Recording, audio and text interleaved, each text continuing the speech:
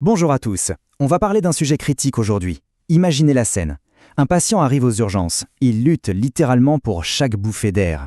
C'est ça, une crise d'asthme aiguë. Et dans ce genre de situation, le temps, c'est notre pire ennemi. On va donc décortiquer ensemble le protocole très précis qui permet de transformer cette urgence vitale en une série d'actions parfaitement maîtrisées. Alors la question est posée. Face à un patient en pleine crise, que fait-on concrètement? Ce n'est vraiment pas le moment d'improviser. Le protocole qu'on va détailler, il est justement là pour ça, pour transformer ce qui ressemble à du chaos en une séquence d'actions claires, logiques et au final qui sauve des vies. Voici donc notre plan d'action, en 5 étapes bien définies. D'abord, on doit savoir reconnaître l'urgence. Ensuite, et ça c'est absolument crucial, on évalue sa gravité. Puis, on déploie notre arsenal thérapeutique. La 4e étape, elle va mettre tout ça en musique avec un algorithme de décision très clair. Et pour finir, on verra quand et comment le patient peut rentrer chez lui, en toute sécurité. C'est parti ? Ok, on entre directement dans le vif du sujet. Le patient est là, peut-être même en salle de déchocage. Le premier réflexe, ça pourrait être d'agir, de faire quelque chose tout de suite. Mais attention, l'étape 0, la plus importante de toutes, c'est d'abord d'observer et d'évaluer. Bon, plongeons là-dedans. La toute première chose à faire, et c'est vraiment le point de départ de tout, c'est de déterminer la gravité de la situation. Est-ce qu'on est face à une crise modérée ou est-ce qu'on est face à un asthme aigu grave, à un AEG? La réponse à cette question va dicter absolument toute la suite de la prise en charge. Les premiers indices, ils sont juste sous nos yeux. Il faut observer le thorax. Si la peau se creuse entre les côtes à chaque inspiration, ça, c'est ce qu'on appelle le tirage intercostal. C'est un signe que le corps utilise des muscles de secours qui sont normalement au repos, juste pour essayer de faire entrer un peu d'air. Et encore plus grave, si le ventre et le thorax ne se soulèvent plus en même temps en harmonie, c'est le signe que le diaphragme, le muscle respirateur principal, est en train de s'épuiser. Ce sont des signaux d'alarme majeurs. Maintenant, regardons du côté du cerveau. L'agitation ou un trouble de la conscience, ce ne sont pas juste des signes de panique. Loin de là. En fait, ça peut indiquer une hypercapnie, c'est-à-dire une accumulation toxique de dioxyde de carbone dans le sang, tout simplement parce que les poumons n'arrivent plus à l'évacuer. C'est un signe de très mauvais pronostic. Le cœur, lui aussi, il nous envoie des messages très clairs. Une tachycardie, c'est-à-dire un cœur qui bat à plus de 120 par minute, c'est le signe d'un stress immense pour l'organisme. Plus subtil mais tout aussi grave, le pouls paradoxal. C'est une chute anormale de la pression artérielle quand on inspire, et ça reflète l'effort énorme que les poumons font contre la résistance des bronches. Et puis il y a le signal d'alarme ultime.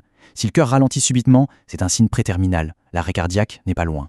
Et voilà le chiffre clé, le débit expiratoire de pointe, ou DEP. Si on arrive à le mesurer, une valeur qui est en dessous de 50% de la norme théorique pour le patient, eh bien ça confirme noir sur blanc qu'on est face à un asthme aigu grave. C'est un marqueur objectif, indiscutable de la sévérité. L'évaluation est faite, le diagnostic de sévérité est posé.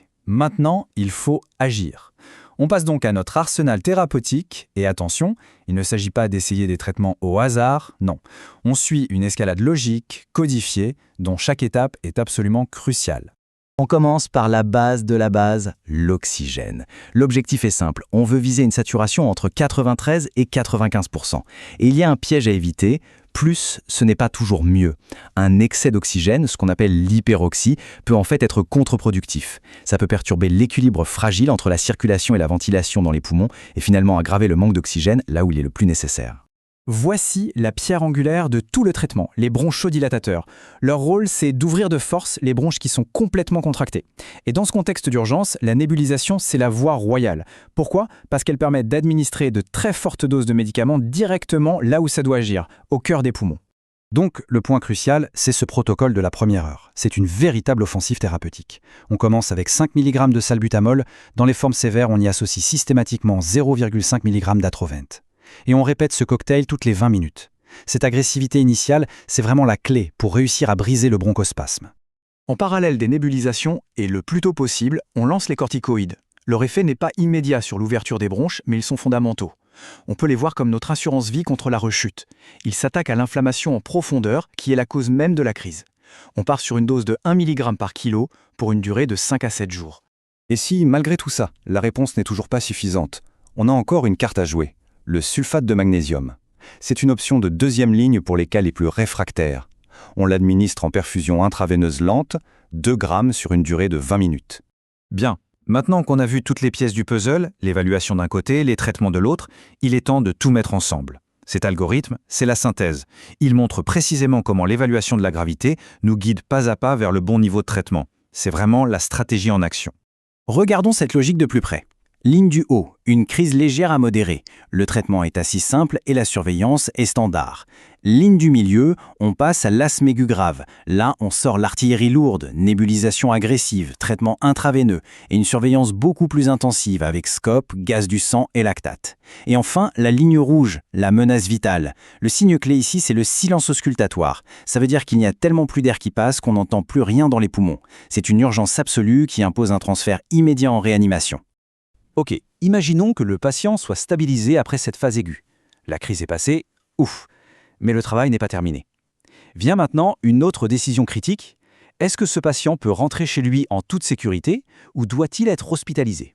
Cette décision, elle repose sur des critères très objectifs. On hospitalise si le DEP stagne sous les 60%, si des symptômes persistent ou si le patient a des antécédents lourds comme une intubation pour asthme. A l'inverse, on peut envisager une sortie si le DEP est bien remonté et que l'état est stable. Mais il y a une condition non négociable. Il faut s'assurer que le patient a parfaitement, et j'insiste parfaitement, compris son ordonnance de sortie et sait quand et comment utiliser ses médicaments. C'est la clé pour éviter une nouvelle visite aux urgences quelques jours plus tard. En conclusion, on voit bien que ce protocole structuré, c'est un outil extrêmement puissant pour gérer une urgence vitale. La crise a été maîtrisée, mais ça nous amène à la question finale, la plus fondamentale. Au-delà d'urgence, la vraie victoire ne réside-t-elle pas dans la prévention de la prochaine crise? Et ça, c'est tout l'enjeu du suivi à long terme de la maladie asthmatique.